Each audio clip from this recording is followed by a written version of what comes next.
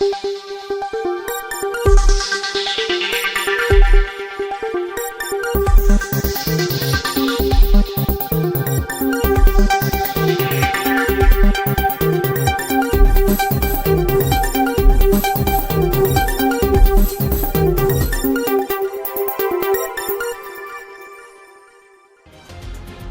प्रदेश के आजमगढ़ में बोले सीएम योगी आदित्यनाथ, हम समाज को टूटने नहीं देंगे। एक पेड़ मां के नाम कार्यक्रम में शिरकत किए मुख्यमंत्री योगी आदित्यनाथ 26 राजकीय विभागों एवं 25 करोड़ नागरिकों की सहभागिता से 9 जुलाई 2025 को 37 करोड़ प्लस पौधरोपण का कार्यक्रम किया गया। वहीं आजमगढ़ में गर्जा निरहुआ भोजपुरी बोलने वालों पर अत्याचार, हम उसके खिलाफ रहेंगे। आजमगढ़ जिले में बुधवार को सीएम योगी आदित्यनाथ पहुंचे। सीएम योगी आदित्यनाथ पहले जनसभा को संबोधित किया। मुख्यमंत्री योगी आदित्यनाथ बुधवार की दोपहर में आजमगढ़ पहुंचे। इस दौरान मंच पर भाजपा नेताओं ने उनका भव्य स्वागत किया। जनसभा में आए लोगों ने भी सीएम का अभिवादन किया। उसके बाद उन्होंने जनसभा को संबोधित किया। सीएम विकास खंड सठियाव के ग्राम पंचायत किरमा में आयोजित पौधरोपण कार्यक्रम में शामिल हुए। मुख्यमंत्री योगी आदित्यनाथ ने एक पेड़ मां के नाम के तहत आयोजित जनसभा के दौरान संबोधित किया। इस दौरान उन्होंने कहा कि हमने बलरामपुर में एक जल्लाद को गिरफ्तार किया जो महिलाओं की इज्जत के साथ खेलता था। हम समाज को टूटने नहीं देंगे और राष्ट्र विरोधी सामाजिक तत्वों को भी नष्ट करेंगे, साथ ही धरती माता की रक्षा भी करेंगे। सीएम योगी आदित्यनाथ ने कहा कि आज प्रदेश में 37 करोड़ पौधे लगाने का लक्ष्य है, जिसमें से दोपहर तक 22 करोड़ पौधे लगाए जा चुके हैं। शाम 6 बजे तक सभी पौधे लगाए जाएंगे। आजमगढ़ में कुल 60 लाख पौधे लगाए जाएंगे। सीएम योगी ने भी पौधरोपण किया। उन्होंने कहा कि 2017 में जब प्रदेश में बीजेपी की सरकार बनी तो कुल 5 करोड़ पौधों की नर्सरी थी, जो आज बढ़कर 52 करोड़ हो चुकी है। उन्होंने कहा कि यह हीट वेव रोकने और ग्रीन वेव को बढ़ाने का कार्यक्रम। उन्होंने लोगों से अपील की कि हर घर में एक पौधा अवश्य लगाएं, विशेष कर सहजन का पौधा जो स्वास्थ्य के लिए बेहद लाभकारी है। तुम कहा कि प्रदेश में 52 करोड़ पौधे की नर्सरी यूपी के विकास की गाथा बताई है। उन्होंने कहा कि आजमगढ़ में जब निरहुआ सांसद बने तो एक्सप्रेसवे बना, विश्वविद्यालय बना और संगीत विश्वविद्यालय बना। कहा कि आज जब यूपी के लोग बाहर जाते हैं, यूपी का बताते हैं तो लोगों के चेहरे पर चमक आ जाती है। पहले ऐसा नहीं था। आजमगढ़ के साथ ही प्रदेश के युवाओं में पहचान का संकट था। युवा बाहर जाकर अपमानित होते थे। सीएम ने कहा कि आजमगढ़ में तमसा नदी के किनारे पौधरोपण किया जा रहा है। तमसा के उद्धार का जिला प्रशासन का प्रयास सराहनीय रहा है। समाजवादी पार्टी का नाम लिए बिना उन्होंने कहा कि एक परिवार हमेशा बांटने का काम करता है। न्यूज 81 उत्तर प्रदेश से अशोक चौहान की खास रिपोर्ट। मैं सबसे पहले एक पेड़ मां के नाम देश के यशस्वी प्रधानमंत्री सिंह जी, विधान परिषद सदस्य श्री विक्रांत सिंह विशु जी, पूर्व सांसद श्रीमती नीलम सोनकर जी, पूर्व सांसद श्री संतोष सिंह जी, पूर्व सांसद श्रीमती संगीता आजाद जी, मुख्य सचिव उत्तर प्रदेश शासन श्री मनोज कुमार सिंह जी। बहनों और भाइयों, हमने 5 करोड़ से 52 करोड़ तक की इस यात्रा को आगे बढ़ाया है। ये 5 करोड़ से 52 करोड़ की ये यात्रा नर्सरी की ही नहीं है, ये उत्तर प्रदेश के विकास की भी यात्रा है। उत्तर प्रदेश का विकास इसी रूप में आगे बढ़ रहा है। याद करिए, आपने बड़े बड़े लोगों को अपने यहां से चुनाव जिता करके भेजा होगा, लेकिन जब निरहुआ सांसद बनते हैं तभी एक्सप्रेसवे भी आता है, तभी विश्वविद्यालय भी आता है। महाराज सुहेलदेव के नाम पे विश्वविद्यालय भी आता है, तभी संगीत महाविद्यालय भी आता है। चारों ओर से सड़कों का जाल भी बिछता है।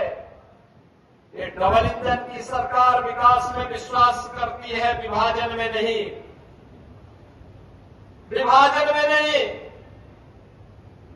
ये विभाजन करने वाले लोग वे हैं, बहन और भाइयों, जिन्होंने विकास तो परिवार का किया, लेकिन जाति के नाम पर, क्षेत्र के नाम पर, भाषा के नाम पर बांटने का पाप भी किया है। बांटने का पाप भी किया है। आपने देखा होगा कैसे नमूनों को ये लोग पालते थे, कैसे कैसे नमूनों को पालते थे। आजमगढ़ के सामने पहचान का संकट आ खड़ा हुआ था, प्रदेश के युवाओं के सामने पहचान का संकट आ खड़ा हुआ था। यहां का नौजवान पहचान के लिए मोहताज था, अपमानित होता था। आज उत्तर प्रदेश का नौजवान देश के अंदर कहीं जाएगा, देखने वाले के चेहरे पर चमक आ जाती है। उत्तर प्रदेश के नाम से एक चमक पैदा होती है। बहनों और भाइयों, ये परसेप्शन है उत्तर प्रदेश का, क्योंकि अब उत्तर प्रदेश विकास की रफ्तार में आगे बढ़ा है। और आपने देखा होगा अभी समाज विरोधी और राष्ट्र विरोधी कार्रवाई में लिप्त तत्वों के खिलाफ कैसे कार्रवाई हो रही है। कल बलरामपुर में आपने देखा होगा एक जल्लाद को हम लोगों ने वहां पे भी गिरफ्तार किया है। कैसे वहां हिंदू बहन बेटियों के इज्जत के साथ खिलवाड़ करता था, पैसे में सौदेबाजी करता था। लेकिन अब ऐसे तत्वों के साथ सख्ती की जा रही है। हम समाज को भी टूटने नहीं देंगे, राष्ट्र विरोधी और समाज विरोधी तत्वों को भी चकनाचूर करके रहेंगे और धरती माता के स्वास्थ्य की रक्षा भी करेंगे, मां की स्मृतियों को भी जीवंत बनाएंगे। ये अभियान इसी का परिणाम है। प्रधानमंत्री जी ने 11 वर्ष पहले इसी अभियान के क्रम में ये धरती माता का सेहत ठीक हो, इसके लिए उन्होंने तमाम प्रकार के अभियान चलाए। हर घर, प्रत्येक घर में एक एक शौचालय हो, स्वच्छता के माध्यम से हर परिवार को आरोग्यता के लक्ष्य तक पहुंचाने के कार्यक्रम का शुभारंभ हो, या फिर हर घर को जल तक देने का, जल पहुंचाने का कार्यक्रम, हर घर में उज्ज्वला योजना का रसोई गैस फ्री में उपलब्ध करवाने का कार्यक्रम, एक कनेक्शन फ्री में 12-11 करोड़ लोगों को प्राप्त हुआ। पहले केरोसिन से, कोयले से और लकड़ी काट करके लोग चूल्हा जला करके भोजन बनाते थे, उससे कार्बन उत्सर्जन होता था, स्वास्थ्य के प्रति भी खराब था, धरती माता के भी प्रदूषण को बढ़ाता था, आने वाली पीढ़ी के भविष्य को भी अंधकार की ओर धकेलता था। लेकिन मोदी जी ने रसोई गैस के कनेक्शन फ्री दिए और हम लोगों ने दीपावली और होली के लिए फ्री में सिलेंडर देने की बात करके उसको लागू भी कर दिया। केवल देश की महत्वपूर्ण संस्थाएं नहीं, केवल भारत सरकार ही नहीं बल्कि अंतर्राष्ट्रीय संस्थाएं भी स्वीकार कर रही है। उत्तर प्रदेश के अंदर वनाच्छादन बढ़ा है। पहले उत्तर प्रदेश के अंदर 17 के पहले 9% का मात्र वनाच्छादन रह गया था, आज ये बढ़कर के 10% पहुंच चुका है। और ये हर वर्ष अगर हम 35 से 36 करोड़ वृक्षारोपण के इस लक्ष्य को प्राप्त करते रहेंगे, कोई कारण नहीं, एक समय ऐसा आएगा जब जितनी आबादी भारत के उत्तर प्रदेश में रह रही है उतना वनाच्छादन हमारे पास होगा। यानी हीट वेव को ग्रीन वेव में बदलने का एक बृहद अभियान, और उस बृहद अभियान का हिस्सा आप सब बन रहे हैं। ये धरती माता के प्रति भी, उसकी सेहत को सुधारने के लिए भी हमारे द्वारा धरती माता के प्रति कृतज्ञता ज्ञापित करने का और मां की स्मृतियों को जीवंत बनाए रखने का भी एक कार्यक्रम है। मुझे याद है जब हम लोगों ने पहले दिन 2017 में वृक्षारोपण के कार्यक्रम के लिए बैठक ली, वन विभाग से जब मैंने पूछा था कितनी नर्सरी है, कुल मिलाकर के 5 करोड़ की नर्सरी भी नहीं थी। बहनों और भाइयों, इस वर्ष वन विभाग के पास विभिन्न विभागों के द्वारा और निजी क्षेत्र को मिलाकर के हमारे पास 52 करोड़ की नर्सरी पौधों की है, जिसमें पीपल भी है, पाकड़ भी है, बरगद भी है, नीम भी है, आम, देसी आम भी है और विभिन्न प्रजातियों की आम भी है, जामुन भी है, अर्जुन भी है, आंवला भी है, तमाम प्रकार की औषधीय वृक्ष भी है। और अभी तो आपने देखा होगा प्रधानमंत्री आवास योजना, मुख्यमंत्री आवास योजना और जीरो पॉवर्टी के अंतर्गत जिन 15 लाख गरीबों का चयन हुआ है, उन परिवारों के घर में अभी से सहजन का एक एक पौधा लगाने के कार्यक्रम का भी आज शुभारंभ हुआ है।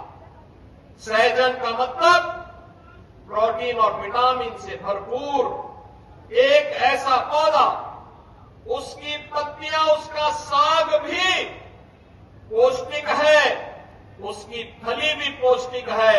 अगर कुपोषित व्यक्ति भी सहजन का सूप पी ले, उसका साग खा ले, लंबे समय तक सेवन करेगा, तो न केवल मनुष्य बल्कि गाय को भी लोग खिलाते हैं, दूध बढ़ेगा, इससे सहजन खिलाते हैं लोग। प्रदेशवासियों का मैं हृदय से अभिनंदन करता हूं, स्वागत करता हूं। बहनों और भाइयों, जब मैं आपके बीच में इस विराट अभियान के बारे में दो बात कहने के लिए और अपील करने के लिए आपके बीच आया हूं, तब मुझे बताते हुए प्रसन्नता है कि अयोध्या और उसके आसपास के जनपदों में तो भारी बारिश पड़ रही है। वंदे वंदे वंदे। आज के इस विराट वृक्षारोपण कार्यक्रम में आजमगढ़ के इस बड़े कार्यक्रम में मेरे साथ मंच पर उपस्थित प्रदेश सरकार के श्रम और सेवायोजन मंत्री,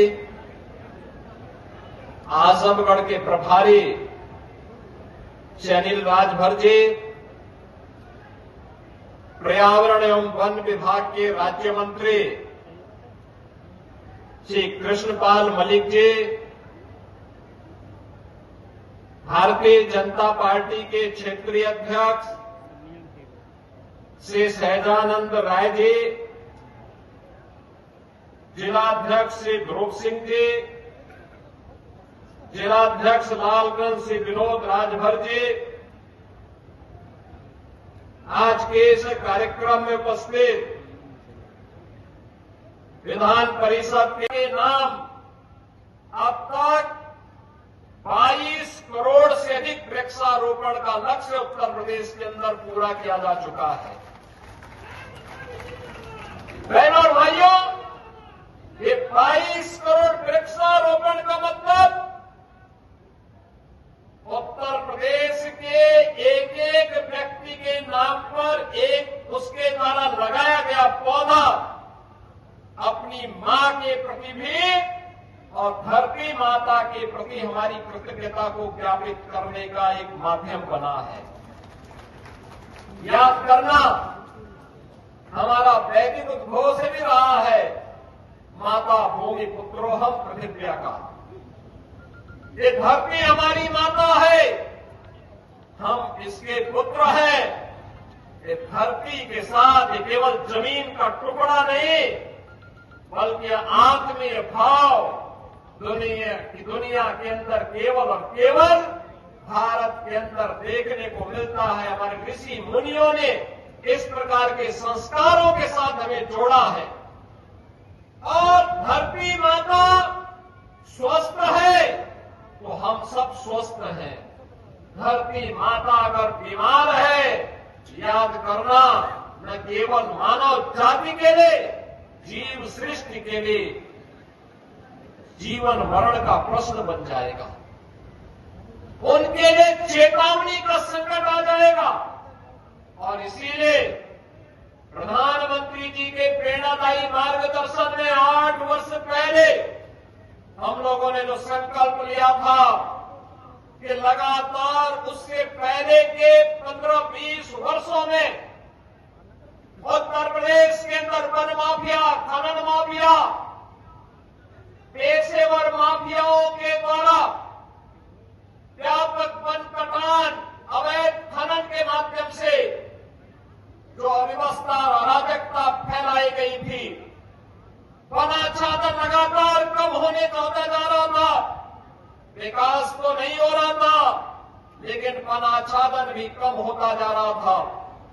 उसको बनाए रखने के लिए, जलवायु परिवर्तन की समस्या को समाधान करने के लिए, अतिवृष्टि अनावृष्टि के समस्या का समाधान करने के लिए हम लोगों ने 8 वर्ष पहले जिस अभियान को प्रारंभ किया था, बहनों और भाइयों, अब तक 204 करोड़ पौध रोपण का काम उत्तर प्रदेश के अंदर विगत 8 वर्ष के अंदर संपन्न हुआ है। भारी बारिश से 3 बजे से ही वहां बारिश चल रही है, लेकिन उस सबके बावजूद इस कार्यक्रम के साथ जुड़ रहे हैं।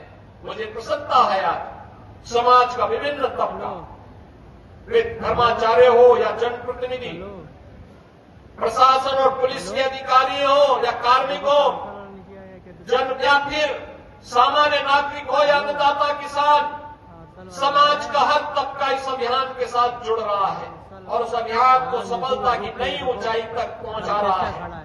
आज सायंकाल तक मुझे बहुत अच्छा लगा कि हमने 12 घंटे का समय दिया है।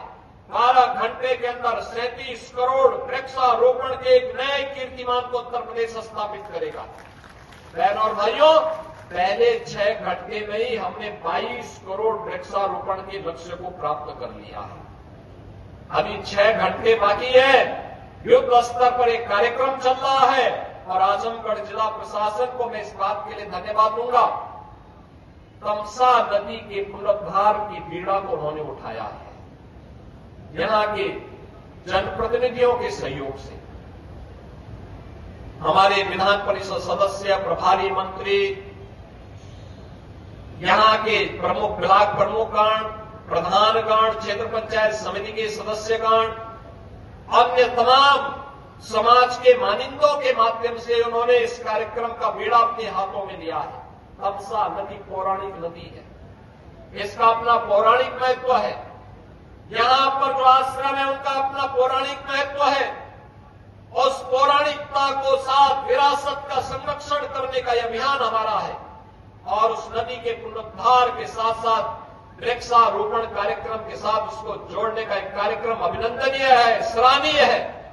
इस अभियान को और गति से आगे बढ़ाने की आवश्यकता है और मेरी आप सबसे अपील होगी कि 60 लाख पौधा अकेले आजमगढ़ जनपद आज लगा रहा है। 60 लाख। अभी यहां से जाने के बाद 60 लाखवां पौधा मैं लगाने जा रहा हूं। ये दिखाता है ये केवल वर्तमान को संवारने का नहीं बल्कि अपने भविष्य को बचाने का भी हमारा अभियान है और ये अभियान ऐसे ही बढ़ेगा। उत्तर प्रदेश आज जिस गति से विकास के पथ पर अग्रसर हुआ है, उस गति के साथ उत्तर प्रदेश अपने पर्यावरण और वनाच्छादन को भी आगे बढ़ा करके देश के अंदर एक बेहतरीन प्रदेश के रूप में आम जन की आशा और आकांक्षा के अनुरूप प्रधानमंत्री मोदी जी के विजन को कि विरासत भी है, विकास भी है, पर्यावरण का संरक्षण भी है, धरती माता के प्रति और अपनी माता के प्रति कृतज्ञता का भाव भी है। इस भाव के साथ हम इस अभियान को सफलता की नई ऊंचाई तक पहुंचाने का काम करेंगे। आज के इस अवसर पर मुझे बताया गया कि 10:30 बजे से ही आप यहां पर हैं और इतनी भारी संख्या में आपकी उपस्थिति उत्साहजनक है। मुबारकपुर विधानसभा क्षेत्र के सभी नागरिकों को और आप सभी आजमगढ़ वासियों का मैं हृदय से अभिनंदन करता हूं, अपनी शुभकामनाएं देता हूं, आपसे अपील करता हूं, एक पेड़ मां के नाम इस कार्यक्रम में आप भी एक पेड़ मां के नाम जरूर लगाइए, उसकी सेल्फी अपलोड करिए और फिर वन विभाग के द्वारा पुरस्कार भी प्राप्त करिए। इस विश्वास के साथ आप सबको, यूपीडा को, वन विभाग को और जिला प्रशासन को हृदय से धन्यवाद देते हुए सभी जनप्रतिनिधियों का और आप सबका मैं हृदय से अभिनंदन करता हूं। धन्यवाद। जय हिंद, जय जय श्री राम। के लिए आप आगे कार्यक्रम कर रहे हैं, जिससे हम लोग पूरी तरह से अपनी मातृभाषा के लिए समर्पित हैं और चूंकि हम एक कलाकार भी हैं, पॉलिटिशियन के साथ साथ एक कलाकार होने के नाते हमारी ये भी जिम्मेदारी है कि भोजपुरी भाषा जो दुनिया में सबसे ज्यादा बोली जाने वाली क्षेत्रीय भाषा है, समझी जाने वाली क्षेत्रीय भाषा है और पूरी दुनिया में इसका डंका बजता है, तो हमारी भाषा के लोग पूरी दुनिया में आप जहां जाएंगे वहां आपको हमारी भाषा बोलने वाले लोग मिल जाएंगे। तो ऐसे में हम सभी भोजपुरी भाषा बोलने वाले लोगों को एकजुट होकर के एक साथ रहना पड़ेगा। न कहीं जाति के नाम पे बंटना है, न कहीं धर्म के नाम पे बंटना है, न कहीं राज्य के नाम पे बंटना है। हमें जहां भी रहें अपनी मातृभाषा बोलने वाले समझने वाले लोगों के साथ रहना है। नहीं तो जिस तरह से इस देश में साजिश चल रही है, जिस तरह से कहीं भाषा के नाम पे कहीं राज्य के नाम पे लोग जो है प्रताड़ित कर रहे हैं, ऐसे लोगों का अगर विरोध नहीं किया गया तो इनका मन और बढ़ जाएगा और इनका मन बढ़ेगा तो इन लोगों ने पहले भी ऐसे कांड किए थे। 2008 में आप लोगों ने देखा होगा कि 2008 में यही हमारे भोजपुरी भाषी और भी राज्यों से जाने वाले लोगों को उसी महाराष्ट्र में मारा पीटा गया था। अब ये फिर वही करने की कोशिश ये लोग कर रहे हैं। तो ऐसे में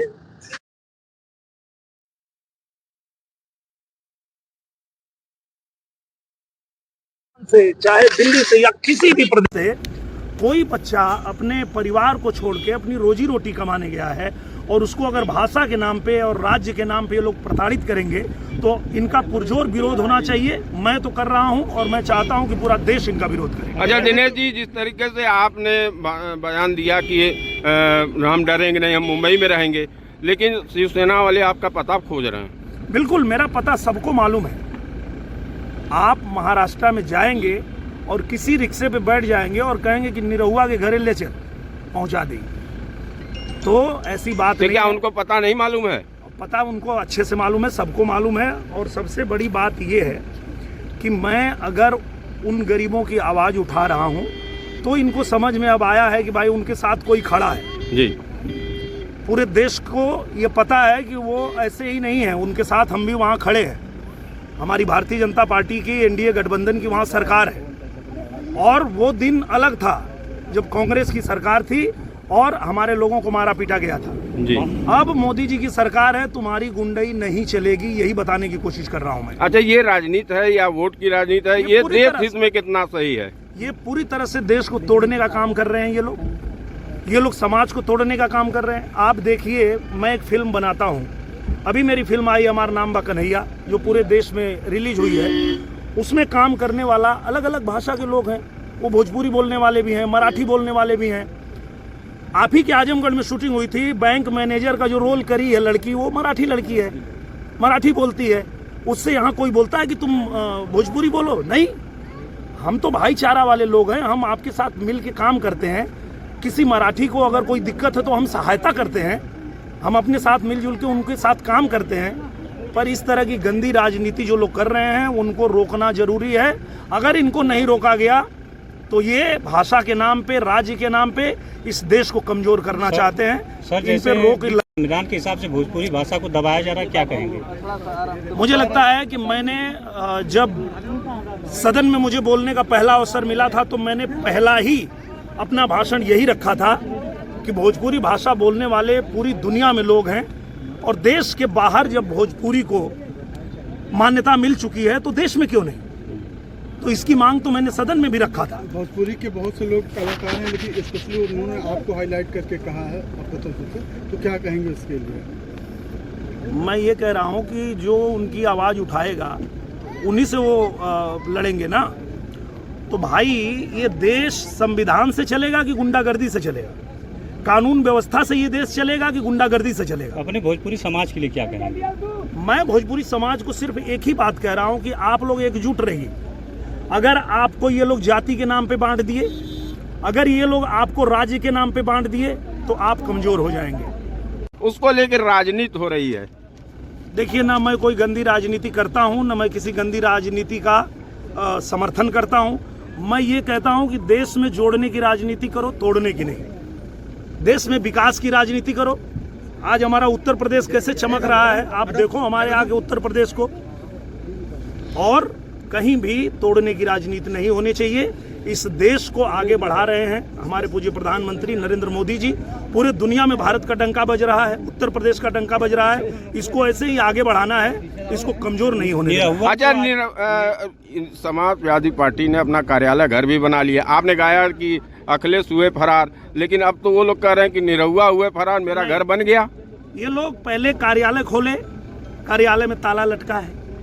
अब ये लोग कह रहे हैं घर बनाए, घर भी बना लिया, वहां भी ताला लटका है। यहाँ घर और कार्यालय बनाने से नहीं होगा, यहाँ रह के काम करना होगा। ताला तो लटका है, जाके देख लीजिए और दुनिया को दिखाइए कि खाली यहाँ ऑफिस खोलते हैं ताला लटक जाता है। लगातार आप आजमगढ़ का दौरा कर रहे हैं, क्या लगता है जब आप सांसद थे या धर्मेंद्र यादव जी सांसद, विकास की कड़ी कितनी बड़ी है? जितना काम हम लोगों ने 2 साल में किया है, ये 20 साल में नहीं कर पाएंगे जी। ये जनता को भी पता है, आजमगढ़ की जनता बहुत अच्छे से जानती है कि आजमगढ़ को कितने लंबे समय से मांग थी कि यहाँ महायोजना लागू है। कोई कर पाया?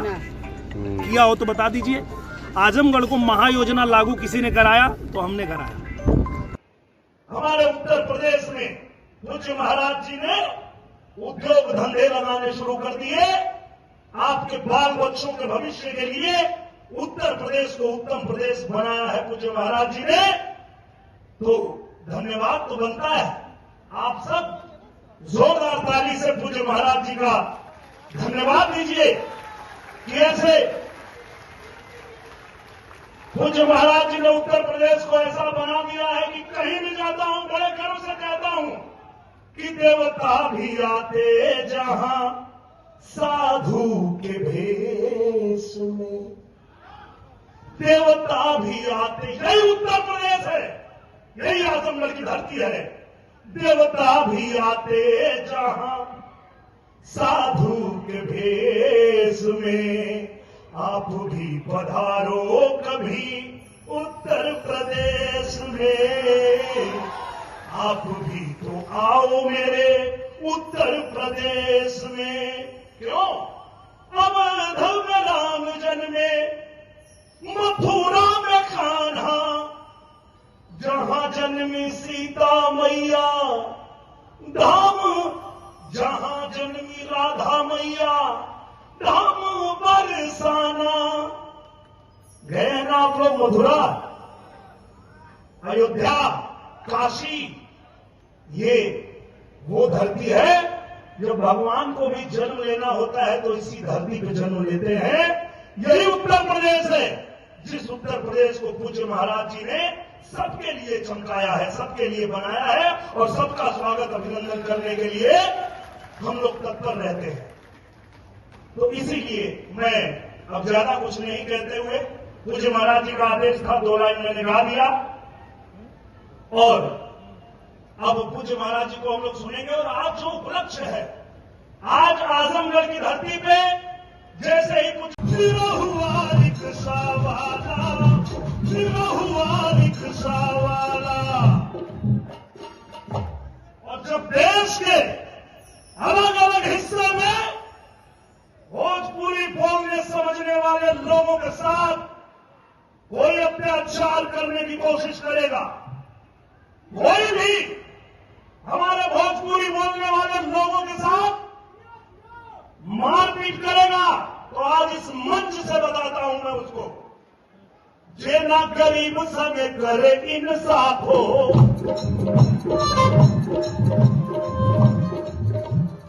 ए भैया रही ले हम करे खिलाफ हो। आपको पता है आजमगढ़ में मुझे चुनाव लड़ने की जरूरत क्यों पड़ी? क्योंकि यही परिवारवादी वाले लोग जो आजमगढ़ में आकर के और यहां नौटंकी करते हैं कि हम यहां पीडीए बना रहे हैं। पीडीए का फुल फॉर्म मालूम है आप लोगों को? पारिवारिक डकैत अलायंस। जो पूर्वांचल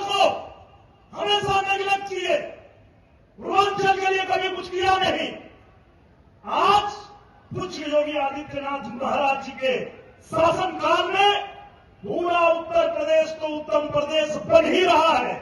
मेरा उत्तर प्रदेश नंबर 1 राज्य तो बन ही रहा है, साथ में मेरा आजमगढ़ भी चमक रहा है, मेरा पूर्वांचल भी चमक रहा है।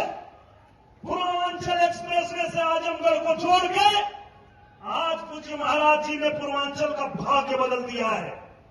हर क्षेत्र में, शिक्षा के क्षेत्र में देख लीजिए, चाहे आप कनेक्टिविटी देख लीजिए, और अब तो पूज्य महाराज जी ने उत्तर प्रदेश को रोजगार का हब भी बना दिया है।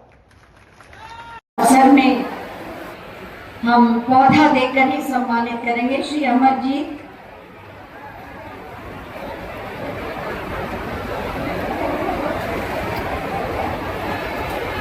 श्रीमती रिंकू देवी,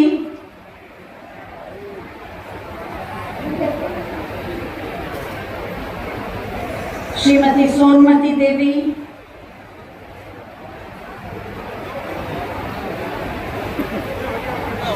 श्री बुद्धिराम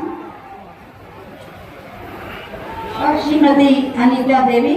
और स्कूल चलो अभियान की भी शुरुआत हो गई है, तो कुछ बच्चों को भी दिया जाएगा। दीपक चौहान, सहजन का पौधा, ताकि ये पीढ़ी भी जागरूक हो। कक्षा 7 के छात्र हैं। चॉकलेट और पौधा, श्वेता मौर्य, कक्षा 8 की छात्रा। अगर आप ताली बजाते रहेंगे तो बच्चों का उत्साह बढ़ेगा। सकीना बदर, कक्षा 8 की छात्रा, चॉकलेट और पौधा। और अमृता यादव, कक्षा 7 की छात्रा। और मोहिनी राजभर, कक्षा 8 की छात्रा। जोरदार तालियां बजाते जरा इस आंदोलन के लिए। बहुत बहुत धन्यवाद।